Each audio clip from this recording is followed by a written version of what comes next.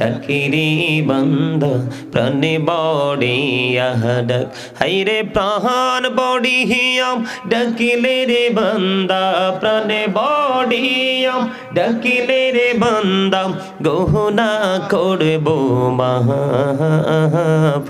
আল্লাহ আল্লাহ আল্লাহ আল্লাহ আল্লাহ মহাপতে আল্লাহ আল্লাহ এলাহ তো রিহি আর মাঝে এলাহ দো রিহি আর মাঝে কিসের করো খেলা, পিছের দিকে চাইয়া দেখো পিছের দিকে চাইয়া দেখো ডুবে যাই তোর বেলা রে। আল্লাহ আল্লাহ আল্লাহ আল্লাহ আল্লাহ আল্লাহ আল্লাহ আল্লাহ জীবন বড়িয়া করছি রে গোনা, জীবন বড়িয়া করছি রে গোনা ক্ষমা করে দাও রে দয়াল ক্ষমা করে দাও, হায়রে গোনা গলে ক্ষমা করিয়া গোনা গলে ক্ষমা করিয়া কবুল করে নাও রে দয়াল কবুল করে নাও। আল্লাহ আল্লাহ আল্লাহ আল্লাহ আল্লাহ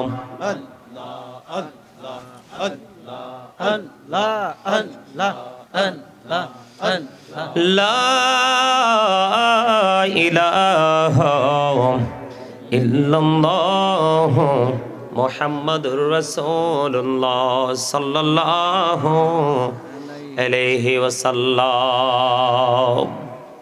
সম্মানিত উপস্থিত উলামায়ে কেরাম, দাড়ি পাকা আমার মুরব্বী বাবারা, যুবক ভাইয়েরা, পর্দানিশী আমার মা বোনেরা,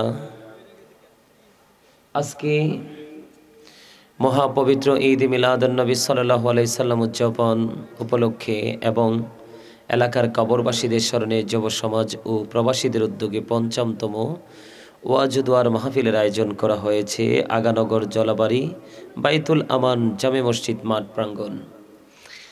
আজকে যারা টাকা দিয়ে, পয়সা দিয়ে, অর্থ দিয়ে, বুদ্ধি দিয়ে, শ্রম দিয়ে, সার্বিক সহযোগিতার মাধ্যমে এই জান্নাতের বাগান সাজিয়েছেন এবং সভাপতি সাহেব থেকে ধরে সহসভাপতি সাহেব, প্রধান অতিথি এবং ওলামায়ে কেরাম যাদেরকে এখানে আপনারা আমন্ত্রণ জানিয়েছেন, আমন্ত্রিত অতিথিবৃন্দ সকলের প্রতি আমার আন্তরিক সালাম। আসসালামু আলাইকুম ওয়া রাহমাতুল্লাহি ওয়া বারাকাতুহু। ওয়া আলাইকুম সালাম ওয়া রাহমাতুল্লাহ। আমরা আল্লাহ রাব্বুল আলামিনের দরবারে লক্ষ কোটি শুকরিয়া জ্ঞাপন করছি। আজকে এই জান্নাতের বাগানে আল্লাহ রাব্বুল আলামিন আমাদেরকে আসার বসার তৌফিক দিয়েছেন এবং আল্লাহর হাবিবের শানে কয়েক মর্তবা দুরূদ ও সালাম, আল্লাহর জিকির করার তৌফিক আল্লাহ আমাদেরকে দিয়েছেন। সে শুকরিয়া দান সকলে আরেকবার পড়ুন আলহামদুলিল্লাহ। আরো জোরে আপনারা কি অসুস্থ? রাত্র কি বেশি হয়ে গেল? হ্যাঁ, কয়টা বাজে? এখনো তো 10টাও বাজে না। মোবাইল নিয়ে বসলে তো রাত্র পার হয়ে যায়, ফজরের আজান দিয়ে যায়, ঠিক না? কিন্তু মাহফিলে আসলে, শুক্রবারে জুম্মায় গেলে ইমাম সাহেব যদি কেরাত একটু বেশি টান দেয়, গলা হোরের ঠেলায় ইমাম সাহেব কেরাতও ভুলে যেতে বসে, ঠিক না? ওই সময় কিন্তু গলা হোর, কাশ, খাঁক খোঁক যা আছে সব বাইর হয়। কিন্তু যখন মোবাইল নিয়ে বসেন, পৃথিবীর রং তামাশা নিয়ে বসেন, তখন কিন্তু নিজে কোথাও, আমি যে খাঁচা বলছি এটাও তো একটা নাম। খাঁচা বলেছি, এটা কি? এটা একটা নাম না? পিঞ্জর, এটা একটা নাম না? বক্স, এটা একটা নাম না? কথা কয় না। আরে মিয়া বেকুবের মতো তাকায় রয়েছেন কেন? কথা বলেন না কেন? চা দোকানে বসলে তো মনে হয় যে খই ফুড়ি মুখ দিয়ে। এই যে জবানটা দিছে একজনে বোবা আর আপনি কথা বলতে পারেন, একজনের বাক শক্তি আছে আরেকজনের নাই। এই থাকা না থাকার মধ্যে পার্থক্য কি, ডিস্টেন্স কি, এটা আমাদেরকে বুঝতে হবে। এই যে বললাম, এই যে বডিটা, এই খাঁচাটার একটা, তারপরে যদি এটা একটা ফর্মালিটি, এটা জাস্ট শো। আল্লাহ এটাকে বিভিন্ন নামে ডাকছে, কখনো ডাকছে নাস বলে, আবার কখনো ডাকছে ইনসান বলে। কি কখনো নাস, কখনো ইনসান। আমরা বলি বাঙালি বাংলা ভাষা, আমরা বলি মানুষ। কি বলি? মানুষ। মানুষ। এটা কিন্তু আসল মানুষ নয়। এই মানুষের ভিতরে আরেকটা মানুষ আছে, ওইটা হলো আসল। ওইটাকে আরবিতে বলা হয় রূহ, ওইটাকে ইংলিশে বলা হয় সোল, বাংলাতে বলা হয় আত্মা। ওইটা হলো ভিতরেরটা, হলো আসল মানুষ। ওই ভিতরেরটা যতদিন পর্যন্ত আপনার আমার মাঝে থাকবে ততদিনই আপনি আমি মানুষ। যখন এই ভিতর থেকে ওই মানুষটা চলে যাবে, তখন আপনি আমি আর মানুষ থাকি না, আপনি আমি হয়ে যাই ড্যাড। কথা কন না কেন? লাশ। কি? ড্যাড বডি, ড্যাড বডি, মরা দেহ, কিন্তু ডেড সোল আমরা জীবনেও শুনি নাই। কার কোনোদিন যতদিন বেঁচে থাকি সেই শব্দটা শুনবো না। কারণ সোল এটা এমন একটা শব্দ যেটার কোনো ক্ষয় নেই, যেটার কোনো বিনাশ নেই। সেটা শুধু প্লেসটাকে চেঞ্জ করে, জায়গা পরিবর্তন করে। এটা একদিন ছিল আলমে আরোহায় রুহের জগৎ, ফার্স্ট টেন্স। আজকে আছে আপনার আমার মাঝে প্রেজেন্ট টেন্স। আরেকদিন থাকবে না আপনার আমার মধ্যগান থেকে, এটা চলে যাবে ফিউচার টেন্স। যেদিন আপনার আমার ভিতর থেকে এটা চলে যাবে, সেদিন আপনি বা আমি আমার একজন আরেকজনের দিকে ইঙ্গিত করে বলবো ইউ আর ডেড, আমি বলবো আই এম এ ডেড। মৃত, আমরা মৃত বলে, মরা বলে ঘোষিত হয়ে যাব। বাংলাতে নামের আগে মরহুম শব্দটা যুক্ত হয়ে যাবে। কোন শব্দটা যুক্ত হয়ে যাবে? মরহুম শব্দটা যুক্ত হয়ে যাবে। বাঁচতে হলে জিন্দা মানুষের মতো বাঁচবেন, মরা মানুষের মতো বেঁচে থেকে কোনো লাভ নাই।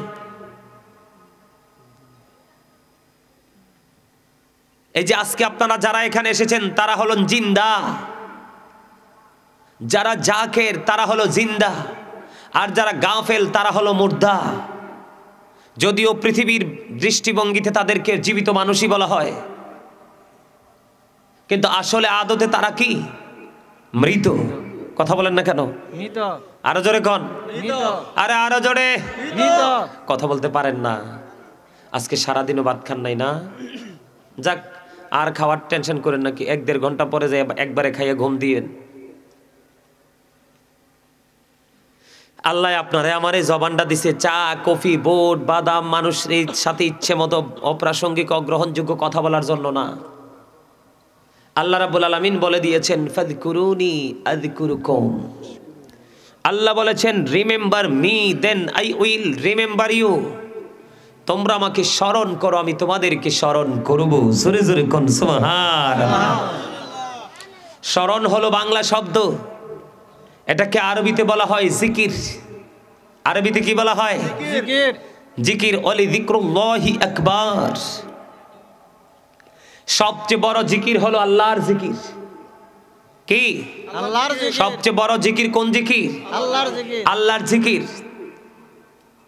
আল্লাহ বলেছেন আপনাকে আমাকে জবানটা দিয়েছে আল্লাহ জিকির করার জন্য, তবে জিকিরটা অন্তর দিয়েও করা যায়, জবান দিয়েও করা যায়। আল্লাহর হাবিব বলেছেন জবান এবং অন্তর দুটো মিলে যে জিকিরটা করা হয় সেই জিকিরটাই হলো সবচেয়ে উত্তম জিকির। জোরে জোরে সুবহানাল্লাহ। আরো জোরে সুবহানাল্লাহ। আরে আরো জোরে সুবহানাল্লাহ।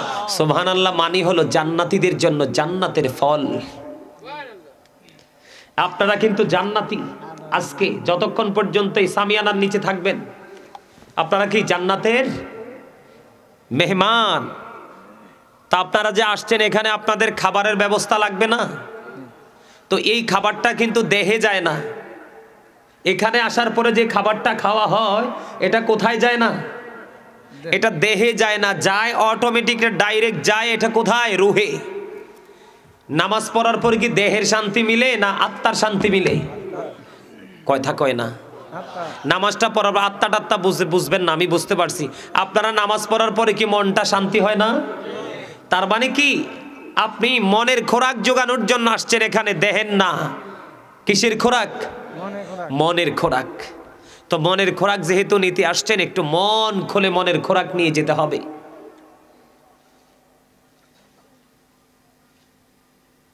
আল্লাহ রাব্বুল আলামিন কি বলেছেন?